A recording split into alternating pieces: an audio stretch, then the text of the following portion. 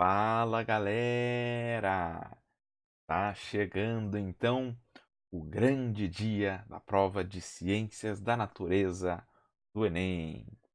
Claro, nessa semana especial de preparação para a prova, não poderia faltar o nosso pré-prova de Física para o Enem.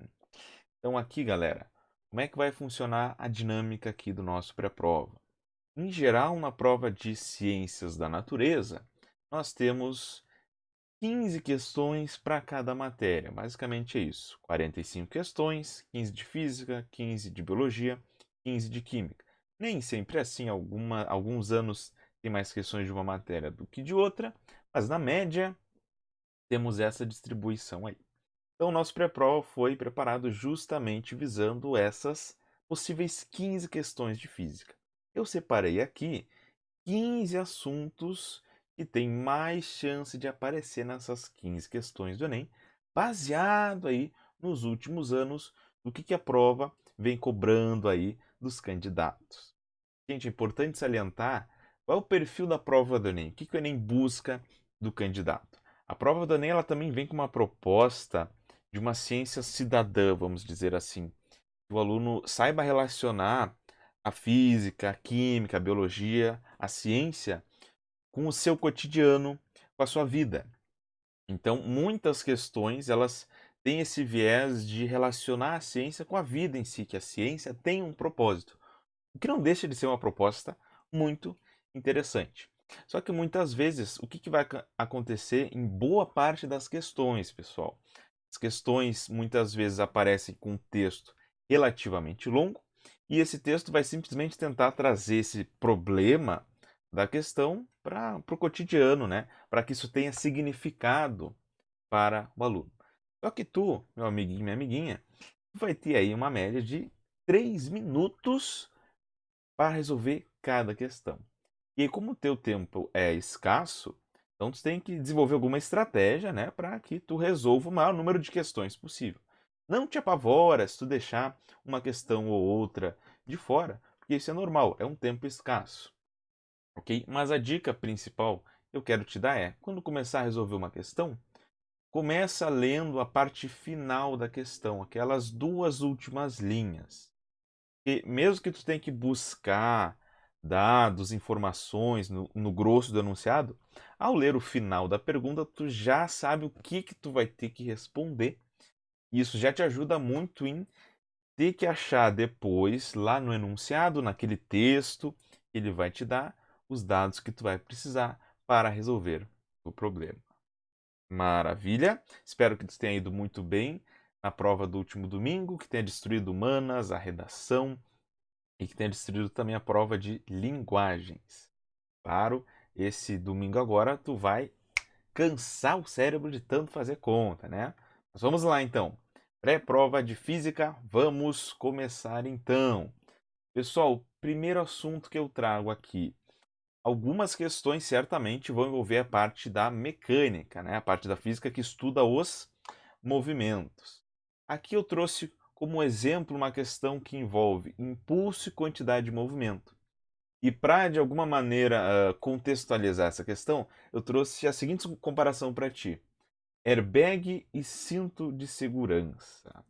Nós temos a seguinte situação: imagina um carro que tem duas situações, o mesmo motorista, só que em uma delas o motorista não usa o cinto de segurança, mas o carro tem airbag. Na outra situação, o carro não tem airbag, mas o motorista está usando cinto de segurança. Aí o carro está a 150 km por hora nas duas situações e vai bater de frente com um poste. 150 km por hora. A pergunta é: qual das situações será a menos pior? O cinto de segurança ou com airbag? Vamos tentar responder essa questão? Vamos lá. O que isso vai ter a ver com impulso e quantidade de movimento? Vamos lembrar, né, alguns conceitos aqui. O que é impulso? Uma grandeza física relacionada à força com o tempo de aplicação da força. Matematicamente, impulso para uma força constante é força vezes tempo.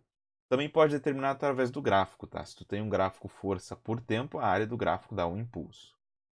Quantidade de movimento, por sua vez, é definida como massa do corpo vezes a velocidade do corpo.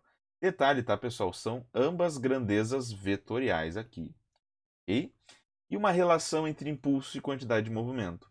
Impulso da força resultante é igual a variação da quantidade de movimento. Tá, por que eu estou falando isso? Porque, nota bem, nas duas situações, o motorista vai de 150 km por hora para 0 km por hora. Vai bater e vai parar no poste. Então, nas duas situações, nós teremos aqui a mesma variação da velocidade. Mesma variação da velocidade, de 150 para 0.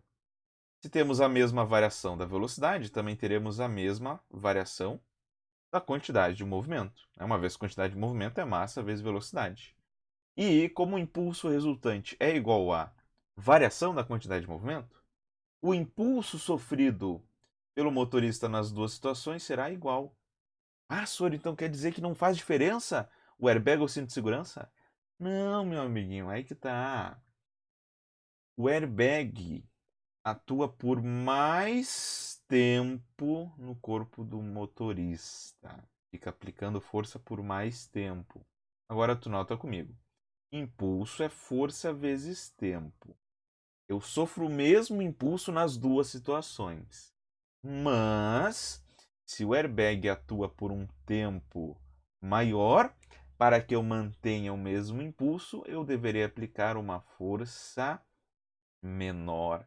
Então, o airbag aplica uma força menor no motorista, fazendo com que o airbag seja mais seguro, cause menos danos do que o centro de segurança. Por causa disso. Não é qualquer um que saberia responder essa questão. Maravilha! Tem até casos de acidentes em que o motorista estava usando o cinto de segurança e o cinto de segurança afundou a clavícula do cidadão. O cinto de segurança ele vai de alguma maneira impedir que tu morra, mas não necessariamente significa que tu saia ileso de uma colisão. Mas numa comparação entre o airbag e o cinto de segurança, o mais seguro é o airbag. Por quê? Porque atua por mais tempo, então faz uma força menor. Claro que o ideal é ter os dois. Maravilha? Essa seria uma possível questão para o Enem. Vamos a mais uma questão. Outra questão comum é uma questão envolvendo dinâmica. E aqui minha aposta é força de atrito. Vamos lembrar o que é a força de atrito, pessoal. Força de atrito é uma força entre duas superfícies. Uma força que surge do contato e tendência de deslizamento entre duas superfícies. Como, por exemplo, aqui, uma caixinha e o chão. Nós temos dois tipos de força de atrito. A força de atrito cinético e a força de atrito estático. Toma cuidado. Quando que eu tenho atrito estático? Quando que eu tenho atrito cinético? Eu vou ter atrito estático quando eu não tiver deslizamento entre as duas superfícies que estão em contato. Toma cuidado. Eu não disse que atrito estático é quando não tem movimento. Não necessariamente isso. Atrito estático é quando eu não tenho deslizamento entre as duas superfícies. E o atrito cinético vai atuar justamente quando eu tenho deslizamento entre as duas superfícies. O atrito cinético é uma força cujo módulo é constante. Está aqui o módulo da força do atrito cinético. Coeficiente de atrito cinético vezes a força normal perpendicular ao plano da superfície. O atrito estático ele é uma força variável, mas o atrito estático máximo é dado pelo coeficiente de atrito estático vezes a normal. O que é o atrito estático máximo? É o maior valor possível para a força de atrito estático. Lembra, se eu faço um valor maior do que a força de atrito estático, eu causo um deslizamento entre as duas superfícies. Maravilha?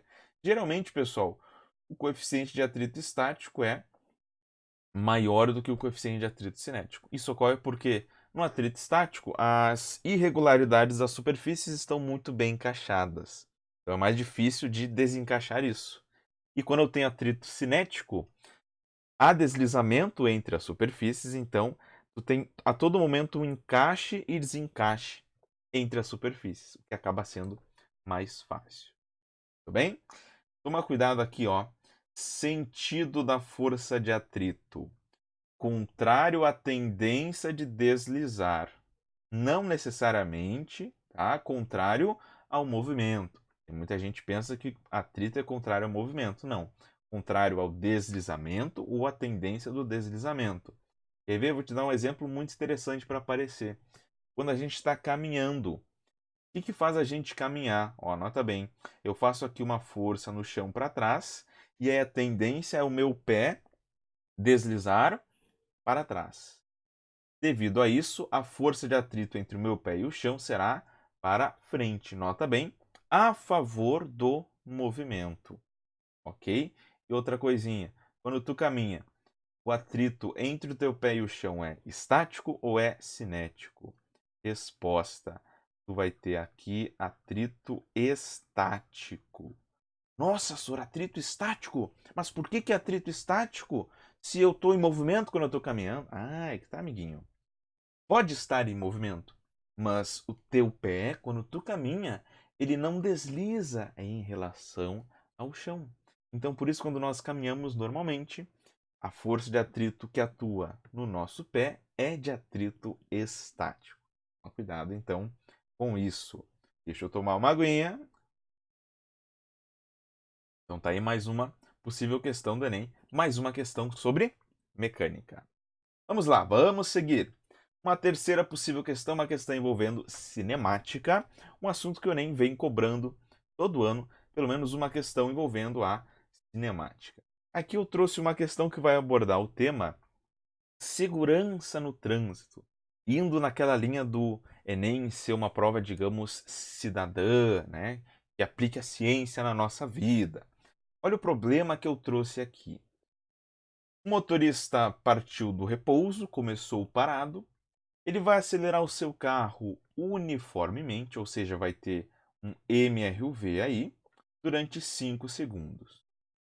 Aí o motorista vai avistar um obstáculo, vai desacelerar uniformemente, a mesma taxa que ele estava acelerando, que é de 1 metro por segundo ao quadrado.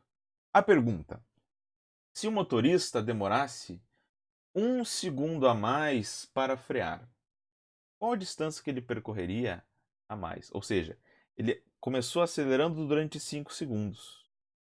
E aí começou a frear e parou. Ele acelerou e freou na mesma aceleração. Então, ao invés de acelerar durante 5 segundos, ele acelerasse por 6 segundos, qual é a distância que ele percorreria ao todo a mais para parar? Bom, vamos dividir aqui em duas partes, né? Primeira parte, que é essa parte onde o motorista acelera durante 5 segundos e vai frear até parar. Vamos ver qual é a distância que o motorista vai percorrer. É que a gente pode achar essa distância através da função horária da posição para o MRUV. Δs é igual a V0t mais AT quadrado sobre 2. Nesse caso aqui, pessoal, como o motorista parte do repouso, a velocidade inicial dele é zero. Então, aquele termo ali é igual a zero. E aí vamos ficar então com ΔS é igual a 1 da aceleração vezes 5 ao quadrado dividido por 2. ΔS, portanto, é igual a 25 sobre 2 metros. Toma cuidado. Que distância é essa que eu acabei de obter? É a distância que o motorista percorre enquanto está acelerando, enquanto ele acelerou durante os primeiros 5 segundos. Mas nós ainda temos a distância que ele percorre quando ele começa a frear. E aí, meu amiguinho, minha amiguinha, tem a grande sacada aqui. Olha o ratão de prova.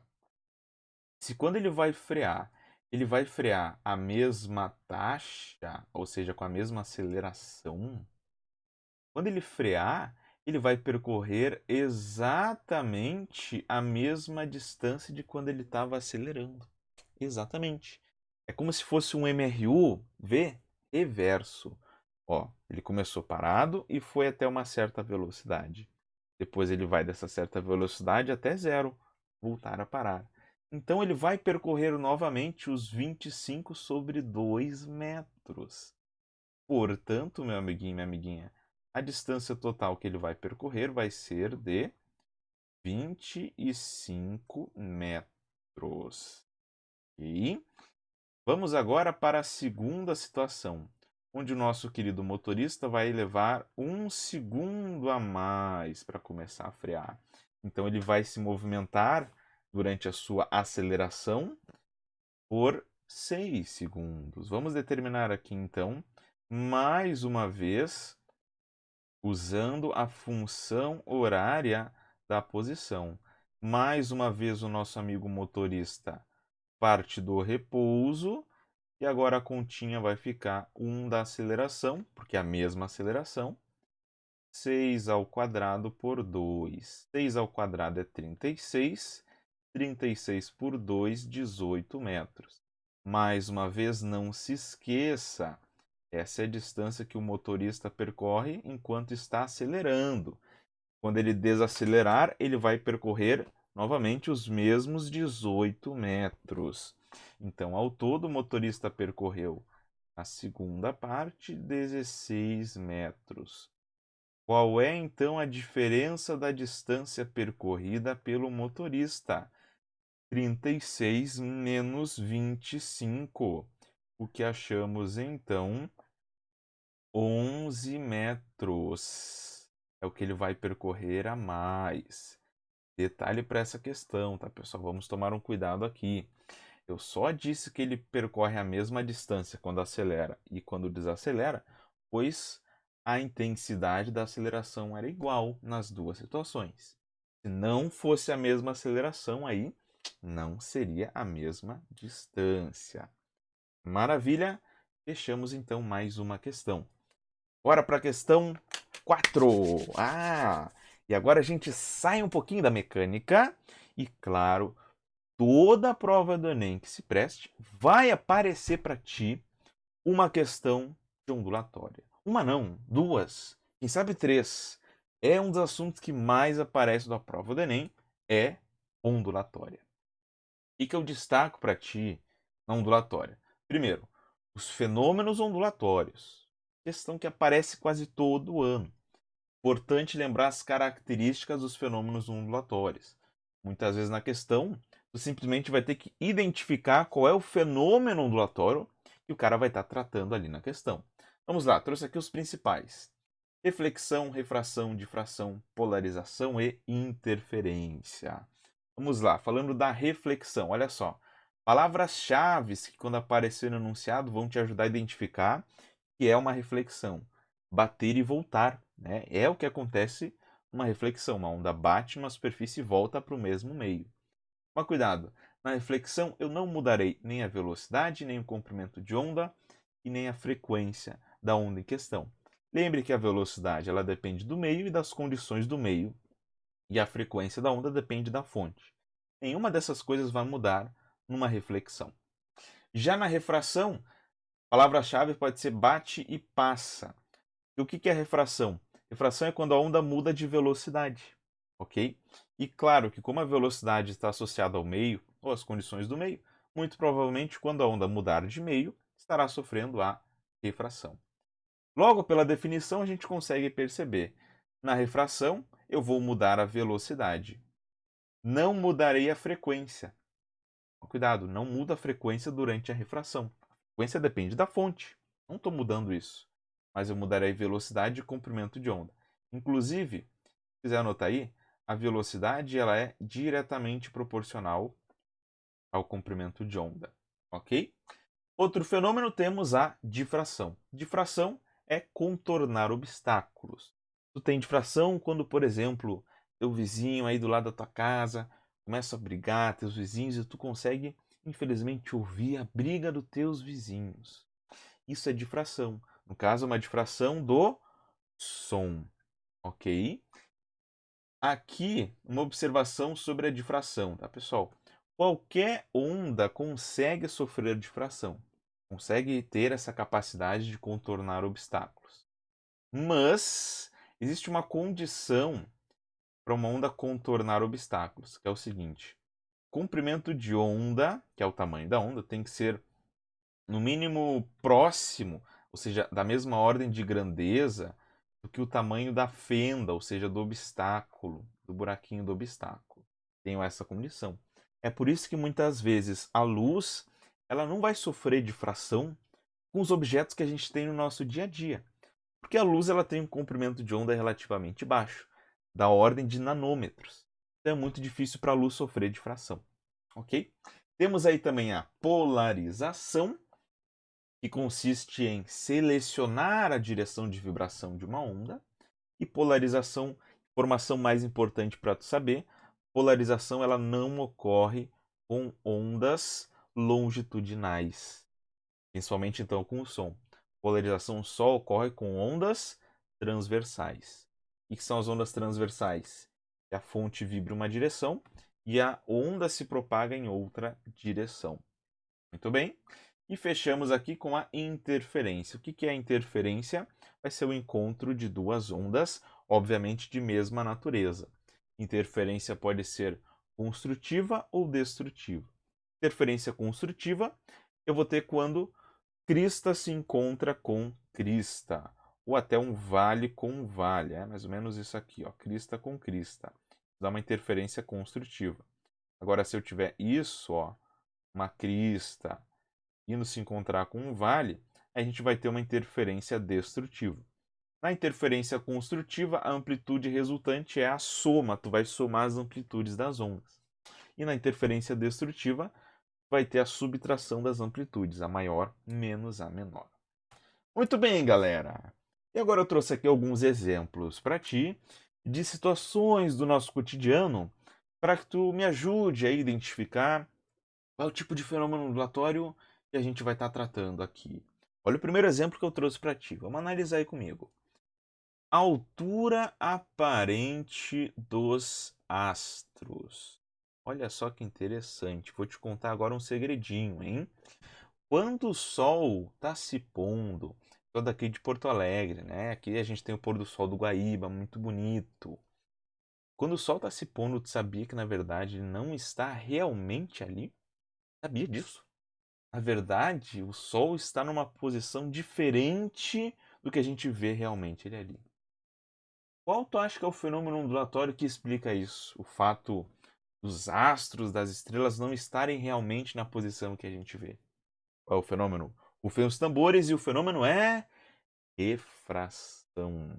Refração no caso com que o Sol está no vácuo, certo? E aí a luz que sai do Sol passa do vácuo para a atmosfera da Terra. É uma mudança de meio, então uma mudança de velocidade. E aí, no fenômeno da refração, nós temos um desvio na trajetória da luz. E isso faz com que o seguinte: aqui está o Sol, a luz sofre um desvio e chega até nós. Só que a gente pensa que a luz vem em linha reta, então a gente vê o Sol, na verdade, aqui, quando ele, na verdade, está um pouquinho já abaixo. Ok, galera? Então, o que explica a altura aparente ou a posição aparente dos astros é o fenômeno da refração. Bora lá, mais um fenômeno, olha aí. Óculos de sol. Esse aí é legal. Daqui a pouco tu vai entrar de férias, porque o Enem acabou, e provavelmente tu vai pra praia e tu vai botar aquele óculos de sol para meter aquele estilo. Tu nunca reparou que, claro, quando tu coloca o óculos de sol, parece que a luz do sol fica com uma intensidade menor, não é mesmo? E aí tu consegue olhar para o sol com uma certa facilidade. Qual é o fenômeno ondulatório que explica isso? Deve estar pensando em reflexão? E aí pegadinha do malandro. Não é reflexão o que explica a intensidade da luz do sol diminuir. O fenômeno é a polarização. Exatamente isso. Só uma coisa que acontece com uma onda quando ela sofre o fenômeno da polarização. A intensidade, que tem a ver com a energia transportada pela onda, ela diminui. Olha só que interessante. E é exatamente o que ocorre no óculos de sol. A gente nem vê isso, tá, pessoal? Mas a gente tem aqui o que a gente chama de filtros polarizadores. Eles são filtros que só permitem a passagem de luz na mesma direção que eles estão posicionados. A luz que vem do Sol, pessoal, ela é uma luz que a gente chama de luz não polarizada. O que é uma luz não polarizada? Ela chega vibrando em várias direções. Aí, quando ela passa pelo óculos de sol, o óculos de sol só deixa passar a luz que vibra na mesma direção do que os filtros polarizadores. E aí isso diminui a intensidade da luz. Toma cuidado. O óculos de sol reflete a luz? Claro que reflete a luz. Por isso que a gente consegue ver ele. Mas é o fenômeno da reflexão que explica a diminuição na intensidade da luz do sol? Não, é o fenômeno da polarização. Toma muito cuidado com isso, ok?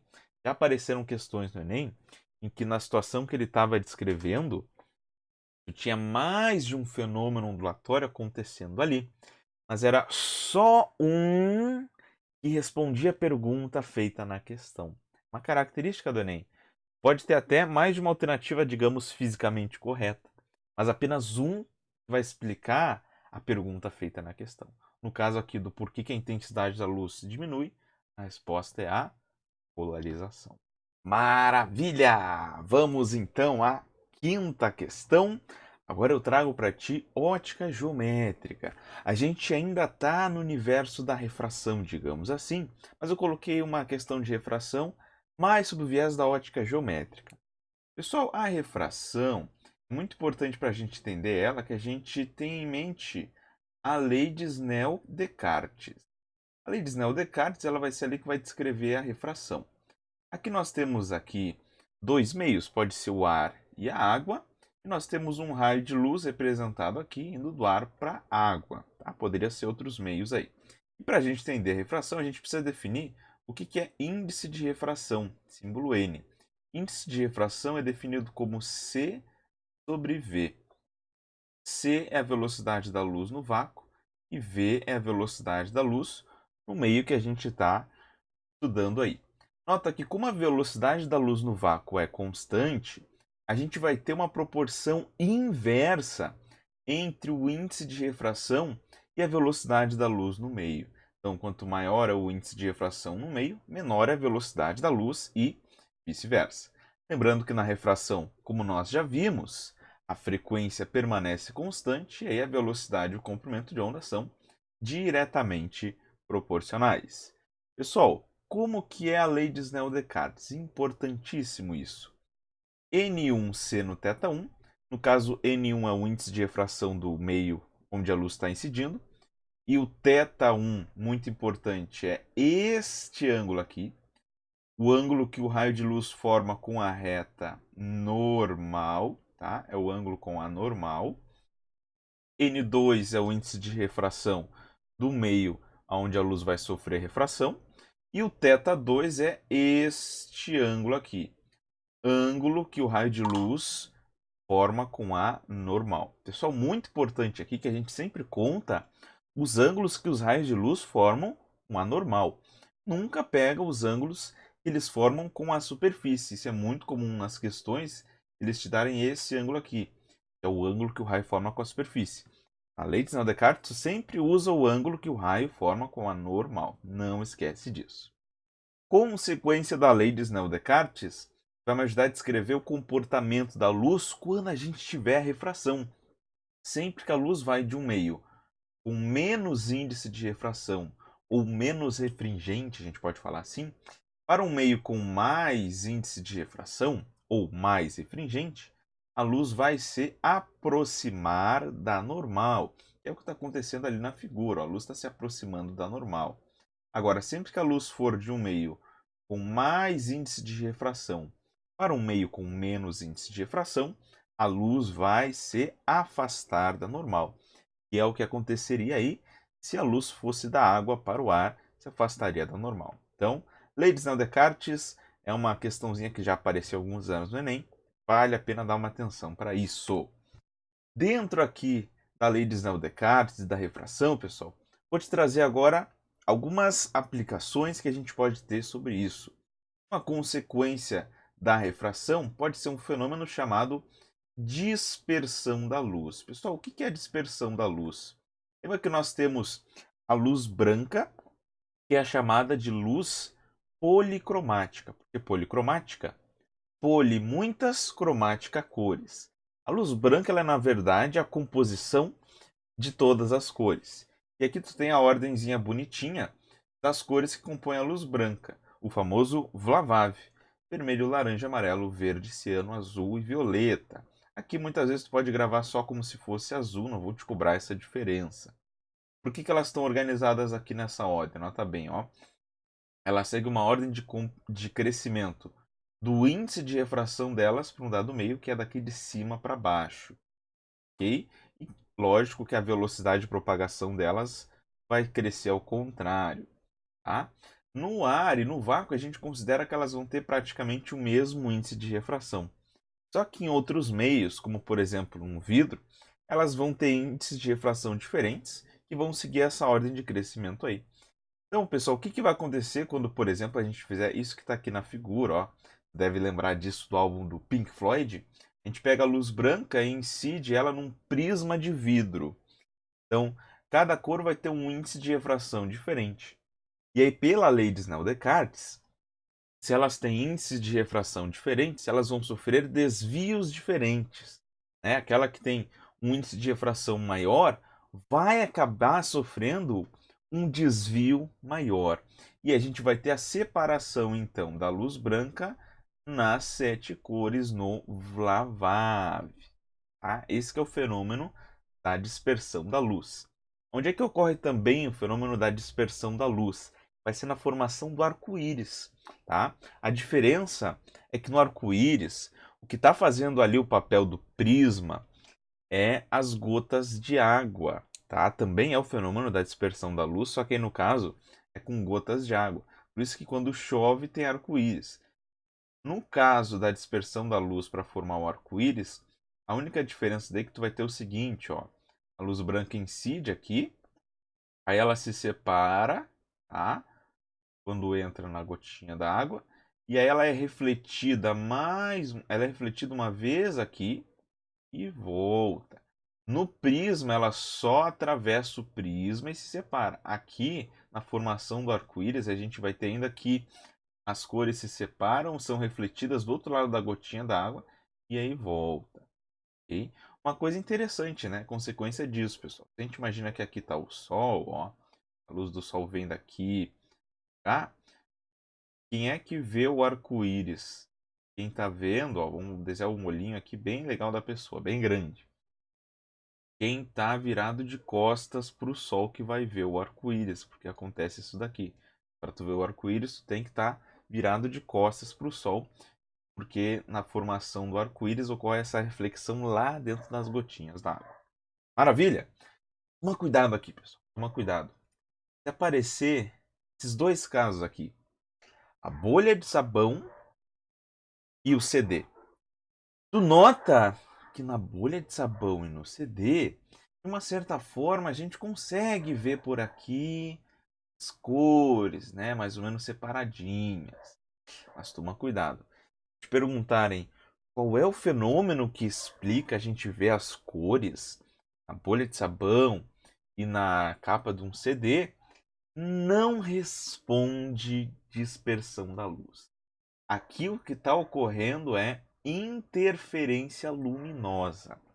Mais especificamente, interferência luminosa em películas finas. Não é dispersão da luz. Basicamente, o que ocorre na bolha do sabão e no CD, pessoal? Imaginar aqui, ó, isso aqui é como se fosse a películazinha da bolha de sabão ou do CD.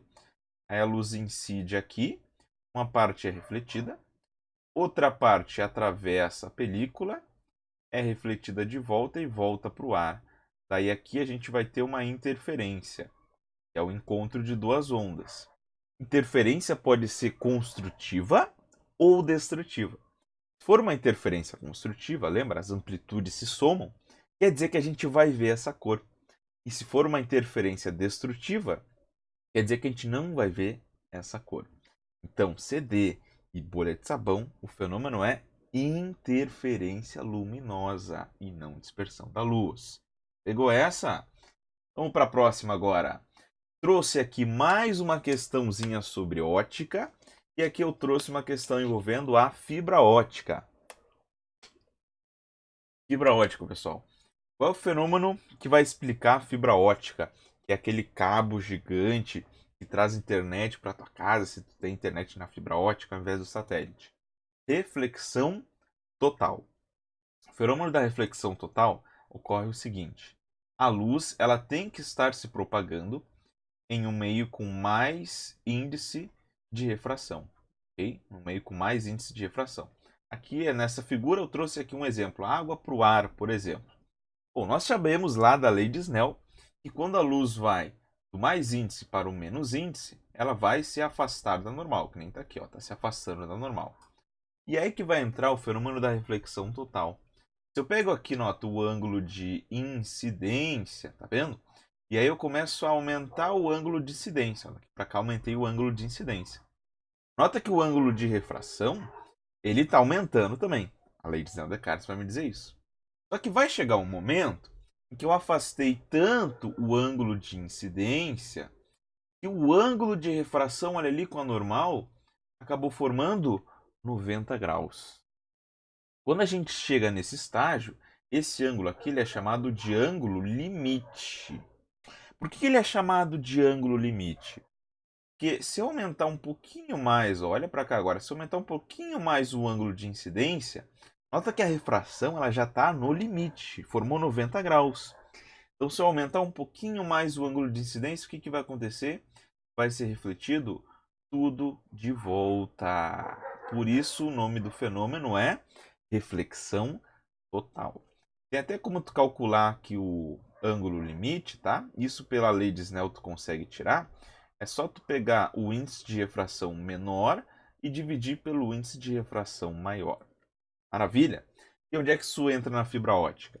Bom, na fibra ótica, ela é um material que tu vai ter dois componentes, tá? Tu vai ter aqui dentro que ela é chamado de núcleo e aqui o revestimento. E aí na fibra ótica, que é um fio compridão, como está aqui, vai incidir luz ou radiação, e essa radiação que está se propagando no núcleo, ela vai sendo refletida várias e várias vezes, fazendo com que ela se propague a distâncias bem longas. Pergunta interessante: quem que tem que ter maior índice de refração para que a fibra ótica funcione? É o núcleo ou é o revestimento? Resposta: o núcleo, né? Porque para que ocorra a reflexão total, a luz tem que estar se propagando aonde tem mais índice de refração, ok? Não poderia, por exemplo, aqui, ó, a luz fazer isso aqui, ó, incidir do ar e ser refletida totalmente de volta para o ar. Isso não ocorre, tá, pessoal? Tem que ser do mais índice. Então, aqui na fibra ótica, quem tem mais índice é o núcleo. Feitoria! Aí, pessoal, saímos um pouquinho desse universo da ótica e agora a gente vai entrar no universo da termologia. Pode apostar aí que no mínimo umas duas questões de termologia vão aparecer na tua prova. Principais assuntos de termologia que costumam aparecer na prova do Enem: dilatação térmica, calorimetria, principalmente calorimetria, modos de propagação de calor. Todo ano aparece isso. Eu trouxe aqui, pessoal, uma questão envolvendo dilatação. É um chute meu, dilatação. Pode aparecer conta nessa questão? Pode. E aí eu vou te lembrar dos três tipos de dilatação que a gente tem para os sólidos: a dilatação linear, a superficial e a volumétrica. Cada uma abarca um número de dimensões diferentes, não é? Na dilatação linear é uma só dimensão, um comprimento. Na dilatação superficial é uma área. E na dilatação volumétrica vai ser um volume. Três dimensões consideradas. A expressão matemática de cada uma, tu nota que é parecida, elas seguem basicamente o mesmo formato. Olha a lógica de cada uma. É sempre uma variação de alguma coisa, é igual a uma coisa inicial, vezes o coeficiente de dilatação, vezes a variação da temperatura. Tá? Tu só vai adaptando de uma para a outra. Detalhe que existe uma relação entre os coeficientes de dilatação de cada uma. Lembra que o beta, que é o coeficiente de dilatação superficial, é o dobro do alfa, que é o coeficiente de dilatação linear. E também o gama, que é o coeficiente de dilatação volumétrica, é o triplo do alfa, que é o coeficiente da dilatação linear. Muitas vezes, em umas questões, aí os caras estão falando de um tipo de dilatação, mas te dão um coeficiente de outra dilatação. Então, cuida bem isso e faz a conversão se for necessário. Agora, seguindo a lógica do Enem, de sempre contextualizar os problemas, eu trouxe aqui algumas aplicações interessantes na dilatação. Por exemplo, fios de iluminação de eletricidade nas ruas. Tu já notou que nas ruas, se tu olhar para os postes lá em cima de iluminação, os fios eles estão meio embarrigadinhos, digamos assim, né? Eles não ficam totalmente esticados. Por que que os fios na iluminação das ruas, eles não são esticados? Por que que eles têm que ter aí uma curvatura? Para poder dilatar. Tu imagina só se tivesse um dia muito quente com um solaço batendo ali no fio. O que ia acontecer com o fio se ele tivesse esticado? Ele ia dilatar e ia arrebentar. Então, para que os fios não arrebentem, eles têm que ter essa curvatura quando eles forem dilatar. É a mesma coisa que ocorre nos trilhos do trem, por exemplo. Por que existe um espaço entre os trilhos do trem, que é a chamada junta de dilatação? Justamente para que quando tem um dia muito quente, batendo o sol ali nos trilhos, eles tenham esse espaço para poder dilatar. Se os trilhos fossem todos grudadinhos um no outro, o que ia acontecer? Quando esquentasse muito no dia, os trilhos iam tudo se entortar e ia ferrar com tudo. Agora, uma aplicação muito interessante sobre a dilatação é essa daqui. Olha só o que eu te trouxe aqui agora. Deixa eu só apagar aqui, tá? Anota aí a relação entre os coeficientes, mas ficou aqui em cima. O que é isso aqui que eu te trouxe? Isso aqui é aquela lâmpadazinha de Natal, sabe? Que tu usa para decoração, assim, da casa, da árvore de Natal. Aí você deve estar pensando, Sor, mas isso é uma lâmpada de Natal. Tu botou o design errado, Sor. Tá errado. Isso era para estar lá em eletricidade. Não. Isso, meu amigo, tem toda a relação com dilatação. E eu vou te mostrar agora. O que é isso aqui que apareceu aqui do lado? Uma lâmina bimetálica. Uma lâmina bimetálica, como o nome já diz, ela é composta por dois metais. Dois metais. São dois metais, então, com coeficientes de dilatação diferentes. Aí a gente coloca a lâmina aqui, ó. Inicialmente os metais com o mesmo comprimento, mesma temperatura. Aí, claro, como são materiais diferentes, eles têm coeficientes de dilatação diferentes. Eu vou supor aqui que o metal 1 tem um coeficiente de dilatação maior do que o 2. Então, por exemplo, se eu pegar e esquentar essa lâmina bimetálica que está aqui, o que vai acontecer com ela? Como o metal 1 tem um coeficiente maior, a tendência é ele dilatar mais. Então aí a lâmina fica assim, né? Quando eu esquento ela. Beleza? Agora, se eu pegasse essa mesma lâmina e esfriasse ela, se eu diminuísse a temperatura dela, o metal 1, como tem um coeficiente de dilatação maior, ele não só vai dilatar mais, como vai se contrair mais também. O cara com mais coeficiente de dilatação, ele não só tem uma tendência maior a dilatar, como também a se contrair. Aí a lâmina ficaria assim, já que o metal 1 se contraiu mais. Pois bem, e o que isso tem a ver com aquela lâmpadazinha que tem ali? Ah, meu amiguinho. Sabe o que é isso aqui que eu vou circular aqui para ti? Adivinha só o que é isso aqui? Uma lâmina bimetálica. Exatamente isso. É graças a essa lâmina bimetálica que as lâmpadazinhas de Natal ficam acendendo e apagando. Olha só que legal isso aqui que eu estou te trazendo. Então, como é que funciona aqui? Quando está acesa a lâmpada, está passando corrente elétrica pela lâmpada. E aí, como ela é composta de metal, quando passa corrente elétrica, ele esquenta, que é o chamado efeito Joule. Inclusive, essa lâmina bimetálica aqui estará esquentando. Aí, sabe o que acontece com a lâmina quando a gente vai esquentar ela? Ela acaba se encurvando para cima quando ela fica muito quente. Bom, e aí, quando ela faz isso, eu perco o contato com essa outra parte do metal, que é como se a gente abrisse o circuito elétrico, e aí para de circular corrente na lâmpada e ela apaga. Olha que show, é assim que a lâmpada apaga. Só que aí, quando ela apaga, não tem mais corrente elétrica ali. E aí ela vai começar a esfriar, já que não tem mais efeito Joule. E aí, com a lâmina esfriando, o que vai acontecer com a lâmina? Ela vai voltar à configuração inicial. Daí ela entra em contato com o metalzinho que está aqui de novo, volta a circular a corrente elétrica e ela volta a acender. Aí ela esquenta de novo, se dilata, perde contato e apaga. É assim que funciona a lâmpadazinha de Natal. Ela fica fazendo isso aqui, então, a lâmina bimetálica. Ó. Acende, apaga, acende, apaga, acende, apaga. Várias e várias vezes. Maravilha! Então, essa seria uma questão muito interessante para a prova do Enem. Poderia misturar dilatação térmica com eletricidade. Tem várias perguntas que dá para fazer aqui no meio. Pode perguntar que tipo de associação que tu vai ter entre as lâmpadazinhas, é uma associação em série. Aqui nos metais pode te perguntar qual metal na lâmina bimetálica tem que ter mais coeficiente, né? Que é o que dilata mais ou que contrai mais também.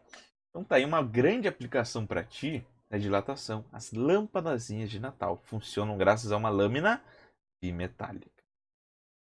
Segue, segue. Outra questãozinha importante sobre dilatação é uma questão sobre a dilatação anômala da água. A água de 0 a 4 graus Celsius, quero te lembrar isso, ela tem uma anomalia na sua dilatação. Se eu esquento a água, ela contrai. Se eu esfrio a água, ela expande.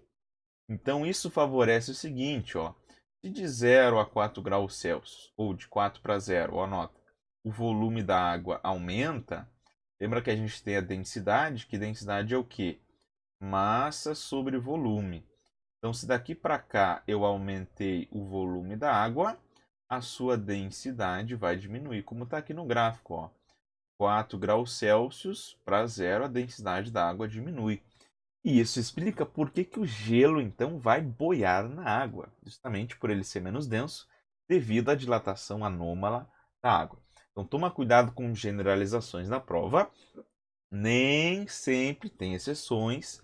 Quando a gente esquenta alguma coisa, o seu tamanho vai aumentar. Tá? Tem essa exceção da água aí. Segue, segue, segue, segue. Mais uma questão. Lembra que eu falei que em média são duas? Sobre termologia. Temos aqui, te trouxe meios de transmissão de calor. Lembra que nós vamos ter 3 maneiras de transmitir calor: condução, convecção e radiação. Condução é um meio de transmitir calor que ela vai ocorrer majoritariamente nos sólidos. Pode ocorrer também em líquidos e em gases, mas é majoritariamente nos sólidos, principalmente nos metais. É um meio de transmitir calor que não transporta matéria. E basicamente o que ocorre é assim, ó. Você tem aqui a barra de metal. Aí as moléculas que estão aqui em contato com o fogo da vela ficam mais agitadas. E aí uma molécula vai batendo na outra do lado. E vai batendo na outra do lado. E assim sucessivamente. E assim que o calor é transmitido de molécula para molécula. Não tem transmissão de matéria aqui. A gente vai ter também a convecção. E na convecção, sim, eu tenho transporte de matéria. Na convecção, ela ocorre em fluidos. O que são os fluidos? Líquidos e gases. A moral da convecção é mais ou menos assim. Tu, por exemplo, tem um recipiente aqui com água. Tu vai esquentar esse recipiente aqui. Aí as moléculas aqui embaixo estão mais agitadas. Então essa parte aqui de baixo ela está mais quente, ó, mais quente. Moléculas muito agitadas. E as moléculas aqui em cima não estão tão agitadas, então está mais frio. Só que aí a parte mais quente, como as moléculas estão mais agitadas, a parte mais quente vai ocupar um volume maior e, portanto, vai ter uma densidade menor. Só que o menos denso fica em cima, correto? E aí, então, vamos ter esse movimento do quente indo aqui para cima e do frio descendo aqui, indo para baixo. Isso até é chamado de correntes convectivas. Então, é assim que funciona a convecção. Convecção que ocorre, por exemplo, na geladeira e no ar-condicionado. E aí, por último, vamos ter a radiação. Radiação, de todos os métodos de transmissão de calor, é o único que pode ocorrer no vácuo. Toma cuidado. Ocorre também em outros meios, tá? Mas é o único que vai ocorrer no vácuo. A radiação ela ocorre por emissão de ondas eletromagnéticas, ok? Por exemplo, é o fato da radiação ocorrer que faz com que o calor vá do Sol para a Terra, uma vez que não tem matéria praticamente entre o Sol e a Terra. Essa radiação ela vai se dar pelo raio Lux G, tá, pessoal? Mas principalmente aqui no caso do infravermelho. Perfeito! Saímos agora um pouquinho da termologia, voltamos agora para a mecânica e eu trouxe aqui, claro, um tipo de problema que também aparece todo santo ano no Enem. Energia mecânica, pessoal. Energia mecânica tem todo santo ano. Me mostra um ano que não apareceu questão sobre energia mecânica. Não tem. Aqui a energia mecânica, vamos lembrar. O que é a energia mecânica?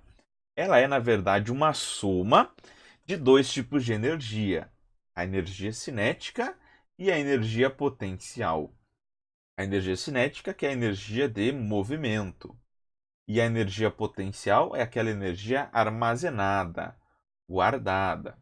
A gente tem aqui na mecânica dois tipos de energia potencial, correto? Energia potencial gravitacional e energia potencial elástica. Aqui tu tem a definição matemática de cada uma. Olha só, ó. Energia cinética, mv² sobre 2. Energia potencial gravitacional, mgh, massa, gravidade vezes altura. E energia potencial elástica, kx² sobre 2. O K é a constante elástica da mola e o x é a deformação que a mola sofreu. Maravilha? Qual vai ser, pessoal, a lógica por trás dessa questão envolvendo energia mecânica?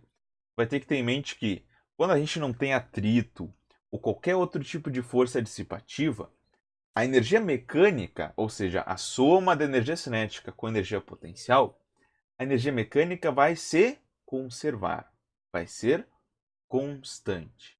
É o que, por exemplo, que nós temos aqui. Olha essa animaçãozinha, ó. O bloco está apertando e esticando uma mola. Nota que ao longo desse movimento, ele tem em alguns momentos energia potencial elástica máxima, que é quando ele aperta ao máximo a mola, ou quando ele estica ao máximo a mola, e em outros momentos ele vai ter mais energia cinética, né? Quando ele pressiona a mola, ele tem energia potencial elástica. Daí, quando eu solto, eu estou transformando energia potencial elástica em energia cinética. E assim sucessivamente. Ou aqui, por exemplo, no skatista, aqui em cima ele tem energia potencial gravitacional, tem altura, correto?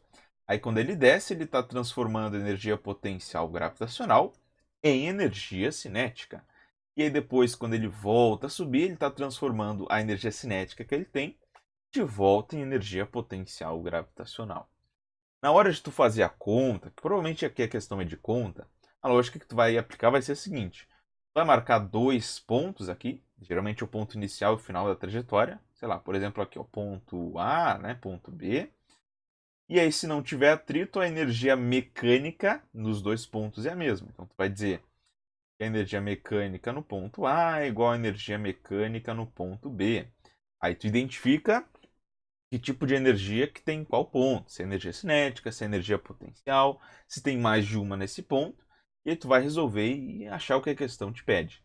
Geralmente as questões que tu resolve por energia, elas te perguntam três coisas. Elas te perguntam sobre a velocidade de algum ponto, sobre qual é a altura que eu vou atingir, ou sobre qual é a deformação da mola. Geralmente é uma dessas três coisas que é perguntada e que tu resolve através de energia mecânica. Olha outras situações que tu tem aqui, ó, já apareceu o salto com vara, né, na questão aí desse ano. Eles só te perguntavam qual é o tipo de energia que tu tem em cada etapa, né? Tu vai fazer um salto com vara. Aqui na etapa 1 tem energia cinética, o cara tá correndo, aí o cara finca a vara no chão, aí ele começa a deformar a vara, tem energia potencial elástica. Daí quando ele sobe, ele vai ganhar energia potencial gravitacional. Toma cuidado aqui, porque olha a trajetória que o cara faz, ó. Sobe, depois desce. Não necessariamente aqui, no ponto mais alto, a energia cinética é zero. Na verdade, aqui no caso ela é diferente de zero. Eu tenho ainda um pouquinho de energia cinética. Por quê? Porque eu não estou parado lá no ponto mais alto. ok? E aí ele volta e ganha mais energia cinética aí, tá? Agora, o Enem, o que ele gosta de explorar mesmo, dentro dessa questão envolvendo energia mecânica, é geração de energia elétrica. São as usinas de energia. Várias e várias questões foram sobre isso. Questões teóricas ou questão de conta já apareceu também. Vou te lembrar agora um pouquinho do funcionamento de cada usina, tá, pessoal? Nós temos aqui a que mais apareceu foi a usina hidrelétrica, até porque o Brasil, a matriz energética do Brasil é majoritariamente hidrelétrica, né? Tem um aproveitamento hídrico muito grande. Basicamente, como é que vai funcionar uma usina hidrelétrica? Tu tem água aqui a uma certa altura, então, portanto, tem energia potencial gravitacional. Essa água cai, transformando energia potencial gravitacional em energia cinética. E a água que cai, que tem uma certa velocidade aqui, lá no final ela vai movimentar uma turbina aqui, e esse movimento da turbina que vai gerar a energia elétrica. Tem todo o princípio de magnetismo aqui por trás, tá, pessoal? Na verdade, vai variar o fluxo magnético ali dentro, ok? Gerando uma corrente alternada ali. Tem um vídeo aqui no canal explicando detalhadamente, tá? Cada usina de energia. Se tu quiser, procura aí no canal e tu vai achar. Outro tipo é a eólica, né? Uma energia considerada limpa. A eólica, tu vai pegar a energia cinética do vento. Essa energia cinética do vento vai virar energia cinética de rotação da hélice. E aí o princípio final é o mesmo. Cuida só, a hélice está girando, isso vai girar a turbina que vai gerar energia elétrica depois no final. O final do processo é igual tanto para a hidrelétrica quanto para a eólica. Temos também a termoelétrica, a grande vilã das usinas de geração de energia. Na termoelétrica, tu vai queimar algum combustível fóssil, como por exemplo carvão e petróleo. Essa queima vai fazer uma transformação, né, de energia química em energia térmica, vai gerar calor. Esse calor vindo da queima do combustível fóssil, tu vai usar para esquentar água. A água esquentada vai gerar vapor. Esse vapor da água vai ser confinado a uma alta pressão para indo aqui movimentar uma turbina e no final gerar energia elétrica. Resumidamente, é assim que funciona a termoelétrica, tá, pessoal? Nota que o final do processo é igual para todas, né? Movimentar uma turbina para no final tu gerar energia elétrica. O final é o mesmo, não muda para eles. O que muda é o que tem antes. Como é que tu vai gerar então esse movimento da turbina para ter energia elétrica depois na termoelétrica? Queimando combustível fóssil para esquentar água e gerar o vapor da água. E o vapor da água que vai movimentar ali no final a turbina. Olha outra que é bem polêmica também, a nuclear. A nuclear vai funcionar como? Tu também lá no final vai movimentar a turbina para gerar energia elétrica. Só que agora o que vai vir antes? Tu vai fazer uma reação nuclear agora. Tu vai pegar um núcleo de um átomo, e um átomo pesado, como por exemplo o urânio. Tu vai quebrar esse átomo de urânio e essa quebra vai liberar calor, vai liberar energia. Então tu vai pegar um átomo, quebra um átomo, essa quebra libera energia, libera calor. Daqui em diante o processo vai ser muito similar ao da termoelétrica. Esse calor vindo dessa reação, tu vai usar para esquentar a água esquentada vai virar vapor e o vapor, confinado a alta pressão, tu vai usar para movimentar uma turbina para no final gerar energia elétrica. Tá? Muito parecido com a termoelétrica, a diferença é como tu esquentou a água. Aqui foi da quebra de um átomo, ok? Vamos tomar cuidado aqui com certas afirmações, tá, pessoal? A energia nuclear, ela não traz poluição para a atmosfera como a termoelétrica. Que a termoelétrica, resultado da queima do combustível fóssil, libera CO2. Aqui tu não vai ter a liberação de CO2. Até a reação da quebra do urânio, tu vai liberar, na verdade, a criptônio e bário e outros três nêutrons para fazer a reação nuclear. A criptônio e bário não vai lá para cima na atmosfera poluir. O problema é que o criptônio e o bário são elementos radioativos, né? Então tem todo o problema por trás aí da usina nuclear, que é muitas vezes é jogado no rio, o criptônio bário acaba afetando todo o rio, tem que ver onde é que tu guarda o criptônio bário, então é complicado, tá? Mas não polui a atmosfera como a termoelétrica. E aí, por último, a energia solar, que é um pouquinho diferente das outras. A energia solar vai ser a única que tu não vai querer lá no final movimentar uma turbina para gerar energia elétrica, não. Aqui, né, o nome do fenômeno até é o efeito fotoelétrico. Por quê? Vai ter os painéis solares aqui, aí tu vai ter a luz do sol incidindo aqui nos painéis solares. E para explicar esse fenômeno, a gente tem que considerar a luz como sendo composta por fótons, ok? Então, os fótons, que são a luz, incidem no metal, e os fótons vão pegar e vão arrancar elétrons desse metal, gerando então a nossa queridíssima corrente elétrica. Um detalhe aqui, pessoal, é que na energia solar, a corrente elétrica que a gente obtém é uma corrente elétrica contínua, né? Sempre no mesmo sentido. Não é alternada que nem nas outras.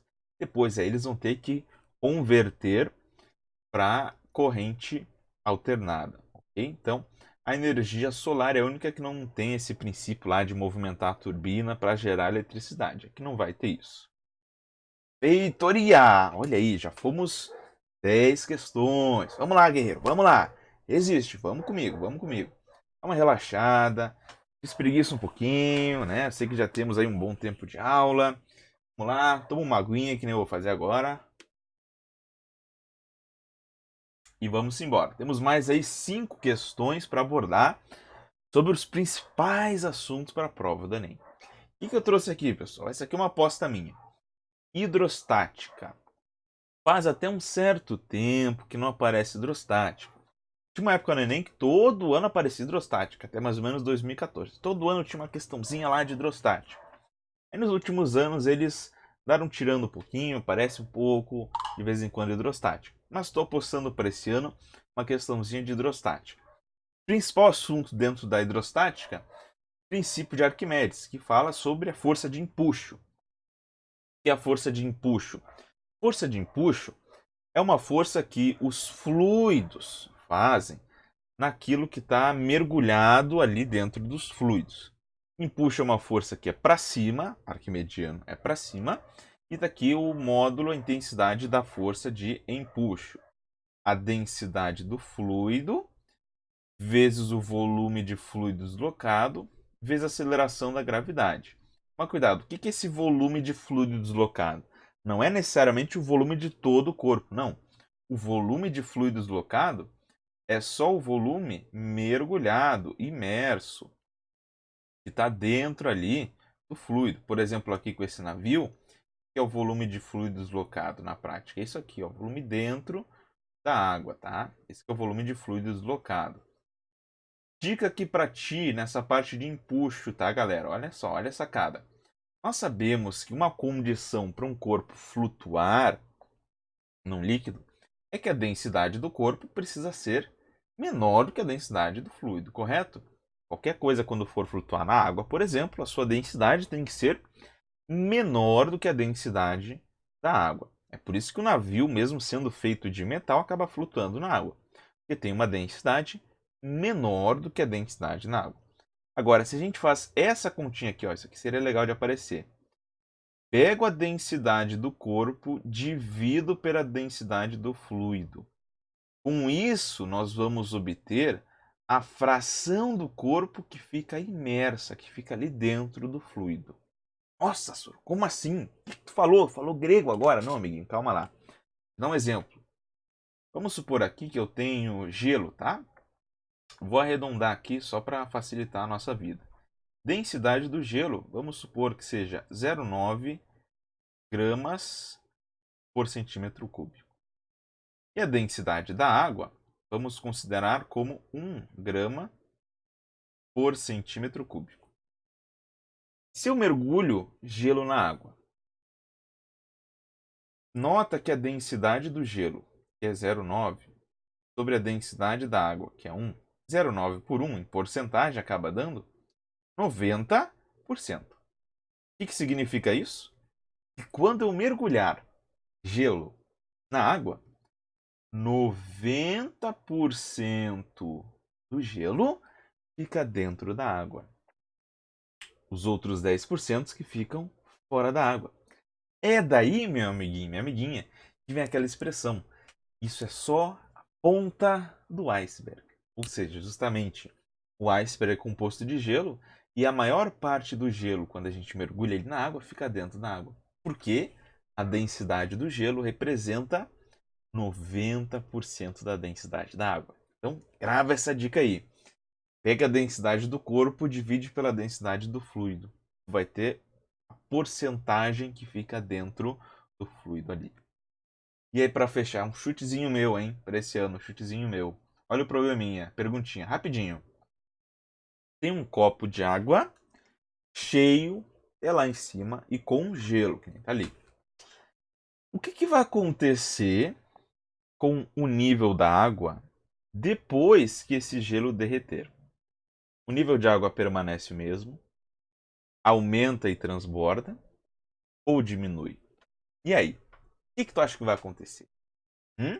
Vamos ver, vamos ver, vamos ver. O nível de água permanece o mesmo depois que o gelo derreter. Legal, hein?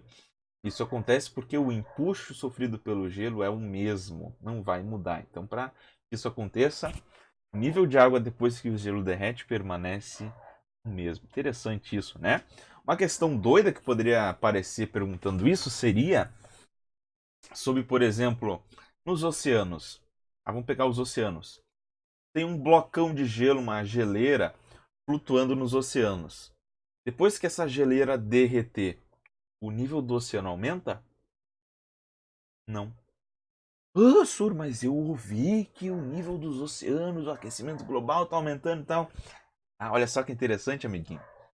O nível dos oceanos aumenta quando uma porção de gelo que está fora dos oceanos derreter, e aí o nível dos oceanos aumenta. Só que se eu tenho uma porção de gelo que já está no oceano derretendo, o nível dos oceanos não aumenta. Que interessante, né? O nível dos oceanos aumenta só pela porção do gelo que está fora, ali.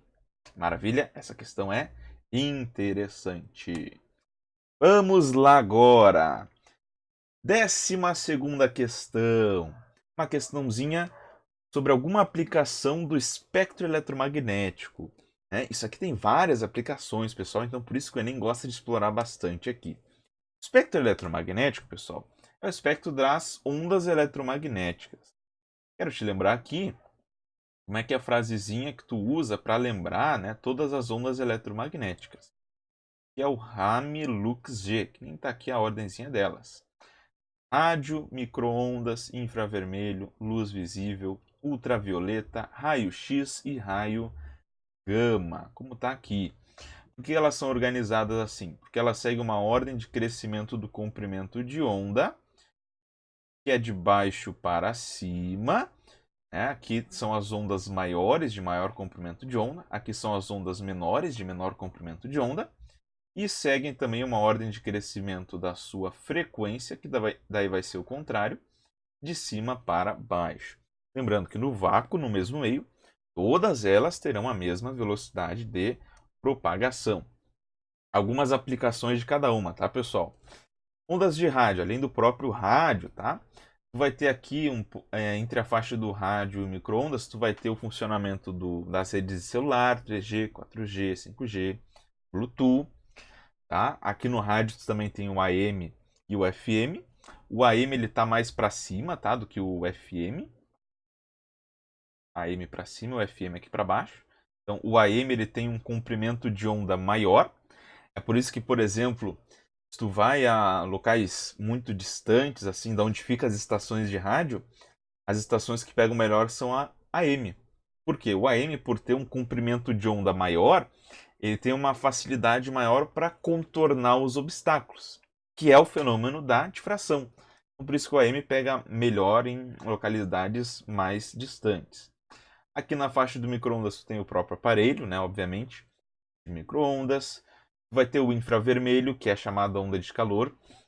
Inclusive a onda que nós emitimos, né, o corpo humano emite, é o infravermelho, majoritariamente. Nós não emitimos a luz visível. A luz visível, a aplicação é óbvia, né? A luz que nós vemos, que pode ser separada no VLAVAV, nas cores. Ultravioleta bronzeado é a principal aplicação, né? Que é uma radiação que sai, por exemplo, do Sol. Raio-X, o exame de raio-X, e o raio gama em tratamento de câncer. E só algumas aplicações aqui para ti.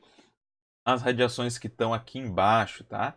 Principalmente para o raio-X e para o raio gama, são as radiações mais perigosas para a nossa saúde, são as mais energéticas, então é que tu tem que tomar mais cuidado aí. Perfeito! Agora, nota tudo que a gente já revisou, né? Muita coisa de mecânica, ondulatória, ótica, termologia, mas tá faltando alguma coisa aí. Tá faltando. O que que tá faltando? Claro, tem que ter. Em toda a prova do Enem que se preze, na verdade, em qualquer prova de física sobre o ensino médio, questões envolvendo eletricidade. Não pode faltar isso aqui. Mede aí nas provas do Enem, pessoal. 2 questões envolvendo eletricidade. Alguns anos aparecem mais, mas aí vamos dizer que uma média são 2 questões por ano. Nessas 2 questões, né, nessas questões que aparecem, a principal aplicação é o funcionamento de circuitos elétricos, que a gente chama na física de eletrodinâmica. E bom, o que eu trouxe aqui, tá? Aplicações aqui. Eu trouxe aqui, pessoal, uma coisa muito legal. Um equipamento que é o fusível. Tu tem em casa fusível? Tem certeza que tu tem em casa. Fusível, qual é para que ele serve, tá? Fusível, se tu não conhece, é isso aqui, pode ser, tá? Esses equipamentozinhos aqui. Quando a gente representa ele nos circuitos elétricos, a gente usa essa representação aqui, tá? Ele tem a função de impedir que a corrente elétrica no circuito ultrapasse um certo valor, tá? Por exemplo, vamos supor que eu tenho um fusível de 1 ampere. O que quer dizer isso? Se a corrente está menor do que 1 ampere, ok, beleza, ele deixa funcionar normal. Agora, se a corrente passar de 1 ampere, o que vai acontecer? Ele vai se abrir, e aí vai pegar e vai impedir a circulação de corrente elétrica. Okay? O nome fusível é porque ele se funde na prática. Ele acaba derretendo ali o pedaço de fio, e por isso não tem mais circulação de corrente elétrica. Que perguntinha que eles podem te fazer sobre fusível? Olha só que interessante. Eles podem te colocar numa questão um circuito elétrico, que nem eu coloquei aqui, tá? Aqui seria 2 resistores em paralelo, uma outra variação disso. Aí eles te dão os valores, né, das resistências e da tensão da bateria e te perguntam: qual é o valor de fusível que tu deve escolher? Qual é o valor de fusível que tu deve escolher? Bom, aí tu deve perguntar: tá, senhor, eu calculo aqui o valor da resistência equivalente, calculo a corrente e marco esse valor. Não. Tu vai escolher, na verdade, o menor valor acima da corrente do circuito elétrico. Por exemplo, tu fez as continhas aqui, tá? E tu achou que a corrente, tá? Só um exemplo, seja 6 amperes. 6 amperes, ok? Aí vamos supor, nas alternativas tu vai ter algo do tipo 5 amperes, 5,5 amperes, 6 amperes, 6,5 amperes e 7 amperes, tá? Tu achou que a corrente seja 6. Qual desses que tu vai marcar? No caso aqui, 6,5. Por que tu marca o menor valor acima da corrente do circuito? Porque se tu marcar 6, o fusível, quando chegasse em 6 amperes de corrente, ele se abriria e não teria mais corrente. Certo? 6 é o ideal para funcionar. Então você tem que marcar um pouquinho acima disso para que, bom, quando chega a 6, o fusível não se abrisse, né, não fundia e permitia a passagem de 6 amperes. Claro que tu não pode marcar muito acima disso. Imagina, calculou que a corrente é 6, tá? Aí tu bota lá um fusível de 10. E aí tu tá lá com 8 amperes, com 9 amperes, o negócio não fez nada e tá muito mais corrente, pegando fogo na coisa e não deu nada ainda, tá? Então por isso que Qual o valor de fusível que tu tem que escolher? O menor valor acima da corrente do circuito. Claro, como é que tu calcula essa corrente do circuito? Vamos lá, né? Resistência equivalente, tu tem que juntar os resistores num só. Quando tu tem resistores em série, como é que tu obtém a resistência equivalente? Somando as resistências deles. Resistores em paralelo tem mais de uma maneira, né? Uma das maneiras é para dois resistores fazer o produto pela soma, multiplica as resistências e divide pela soma. Ou se tu quiser também, pode fazer aí pela soma dos inversos, tá? Soma dos inversos pode ser também para obter a resistência equivalente quando eles estiverem em paralelo. Aqui em paralelo, lembra de outros macetes, tá? Se tu tem dois resistores iguais em paralelo, a resistência equivalente deles vai ser a metade da resistência. Aí, claro que no meio da questão pode aparecer um circuito misto, uma parte em série, outra parte em paralelo, tu vai resolvendo parte por parte, até tu obter um único resistor. E depois disso, tu vai aplicar a primeira lei de Ohm, U igual a R vezes I, tensão é igual a resistência vezes a corrente, para obter aí a corrente do circuito.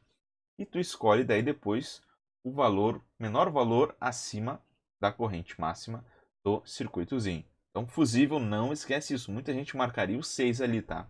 Menor valor acima da corrente do circuito. E aí, galera, uma outra questãozinha de eletricidade. Tópico bem cobrado pelo Enem isso aqui. Potência de um resistor, ou seja, a potência, a quantidade de energia que ele está dissipando. 3 maneiras de obter a potência para um resistor. Π, né, a fórmula do passarinho, ou seja, a DDP, a tensão vezes a corrente, ou R vezes I ao quadrado, resistência vezes a corrente ao quadrado, ou então U ao quadrado sobre R, tensão ao quadrado sobre a resistência. Usando qualquer uma dessas expressões, tu obtém aí a potência que um resistor está dissipando. Uma aplicação disso é que a gente pode, a partir disso, obter qual é a energia que o equipamento consome, tá, galera? Porque a energia que o equipamento consome é definida pelo quê? Potência dele vezes o tempo que ele permanece ligado. Mas cuidado aqui, hein? Necessariamente, equipamentos de maior potência vão consumir mais energia? Não necessariamente. Por quê? Porque a energia que o equipamento consome depende desses dois fatores: da potência dele e do tempo que ele permanece ligado. Pode ser que o equipamento de uma potência menor ele gaste mais energia no final, desde que fique mais tempo ligado. Maravilha?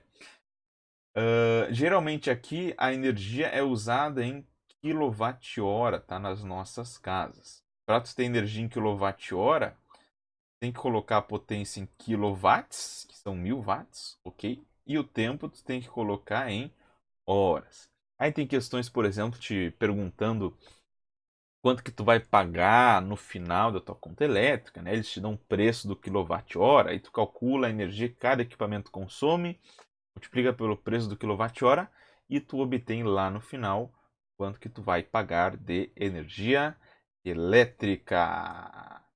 Feito! Última questão do nosso pré-prova, pessoal. Estamos terminando, então. Eu coloquei aqui a nossa última questão, radioatividade. Na verdade verdadeira, o Enem ele coloca a radioatividade como um assunto do programa de Química, ok? Mas eu dei uma roubadinha para física porque eu também considero um assunto de física aí a radioatividade, ok? Bom, lembrando que a radioatividade seria física moderna, né? E não aparece no edital do Enem física moderna, por isso que eu nem coloquei aqui. Não te preocupa que física moderna não está no edital da prova.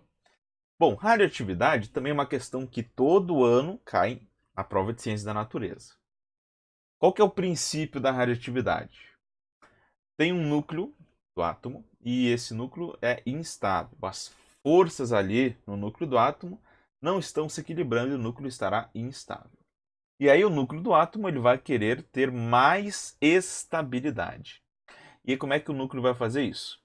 Emitindo alguma coisa, né? Retirando alguma coisa ali de dentro do núcleo. Essa emissão pode ser uma partícula alfa. E o que é uma partícula alfa? É um núcleo de hélio, similar ao núcleo de hélio, porque são 2 prótons e 2 nêutrons. Então, ela tem um número atômico 2 e número de massa 4, a partícula alfa. É a que tem mais massa e carga positiva. Nós vamos ter também a partícula beta, que é uma partícula que sai lá do núcleo.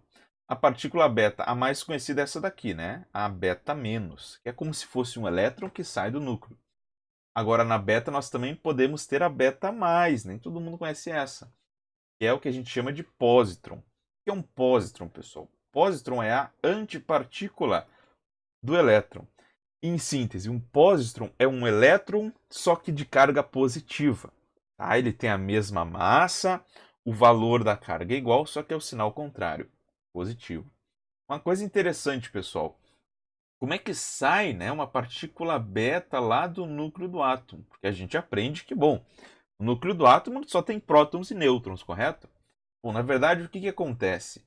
Para tu ter uma emissão de uma partícula beta menos, tá? Que é basicamente um elétron, tem que lá dentro do núcleo vai acontecer o seguinte processo. Um nêutron, isso mesmo, um nêutron, ele se transmuta, ele vira um próton, e isso que vai gerar a partícula beta menos que sai de lá. Então, um nêutron lá dentro do núcleo do átomo se transforma em um próton e isso gera o elétron. Até para gerar o elétron, né, isso tem que acontecer para conservar a carga, né? Carga total tem que ser zero antes e depois. Então é daí que sai a emissão beta menos. E na emissão beta mais, o que vai acontecer? Um próton, ó, nota que agora vai ser o contrário, um próton, carga positiva, se transmuta, se transforma em um nêutron e isso gera a partícula beta mais, que é o nosso amigo pósitron, nosso elétron positivo. Tá? Justamente, ó, antes da reação tu tem carga positiva. Então, depois da reação, tu também tem que ter carga positiva, conservação da carga elétrica, né? Daí que sai o nosso amiguinho beta mais.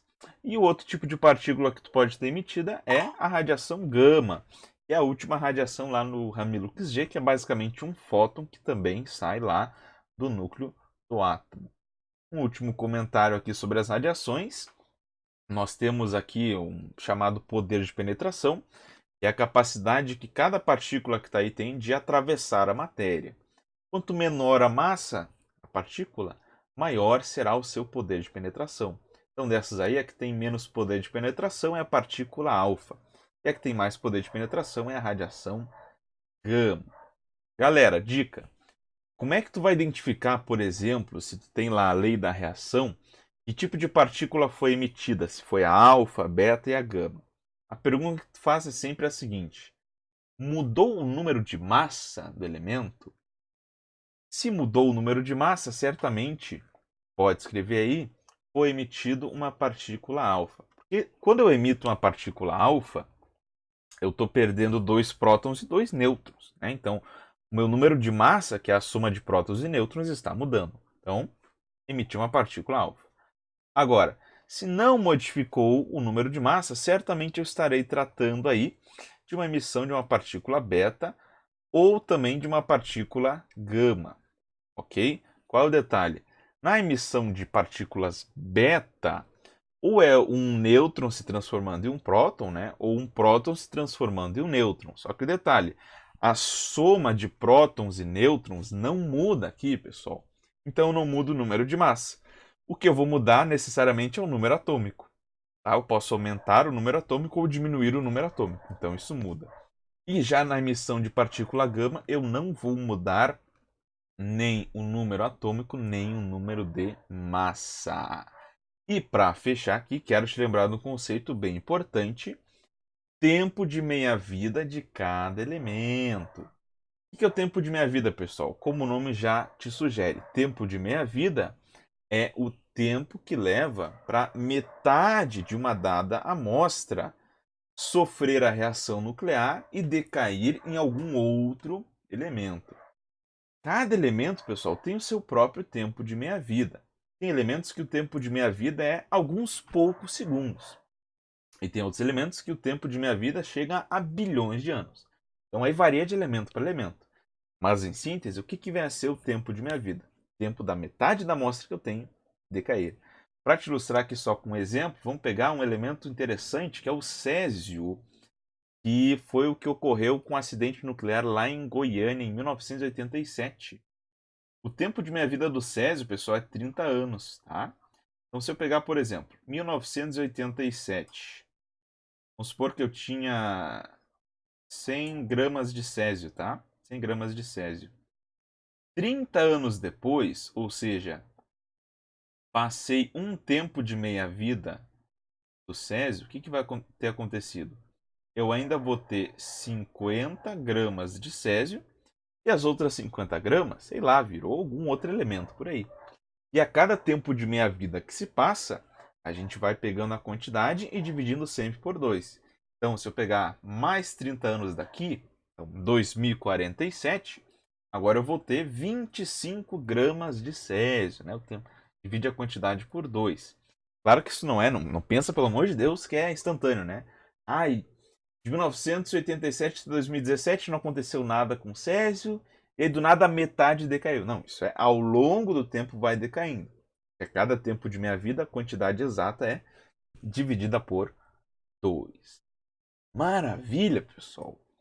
Meus parabéns, guerreiro e guerreira! Tu chegou até o final do nosso pré-prova de física. Eu espero que a aula tenha te ajudado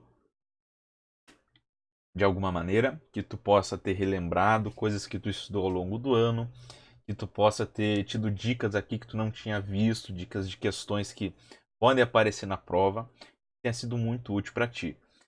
Te desejo agora uma ótima prova do Enem nesse final de semana, que tu consiga fazer a prova com muita tranquilidade. Eu sei que é difícil, que tu deve estar com ansiedade agora, com nervosismo, que é normal, pois tu tá pegando todo o teu processo de aprendizagem, de estudo de um ano inteiro e tá colocando tudo numa tarde. É normal, tenha uma certa ansiedade, nervosismo, mantenha a tua rotina até agora, não altera a tua alimentação, teu horário de sono. Esse é o momento de tu ter mais tranquilidade, pegar o que tu sabe, o que tu estudou e aplicar muito bem na prova. Faça com muita tranquilidade. Qualquer coisa que tu precisar, qualquer ajuda, se tu quiser nesses dias que a gente ainda tem até a prova, estou à disposição, tá? Tem aqui meu Instagram, meu Facebook, tá? A página meu perfil no Instagram, @prof_eric. Temos a página no Facebook também, Física em Foco, coloca lá. Se quiser entrar em contato comigo, trocar uma ideia, pedir alguma ajuda, estou à tua disposição. Maravilha! Agradeço a tua presença, a tua audiência.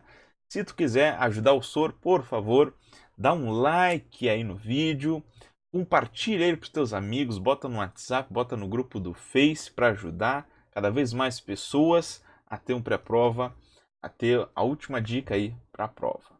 Vou ficando por aqui, então nos vemos aí numa próxima oportunidade. Depois no canal vamos postar também a resolução da prova, se tu quiser olhar depois. Ok? Um grande abraço, dá um tchau pro Sor agora. Tchau!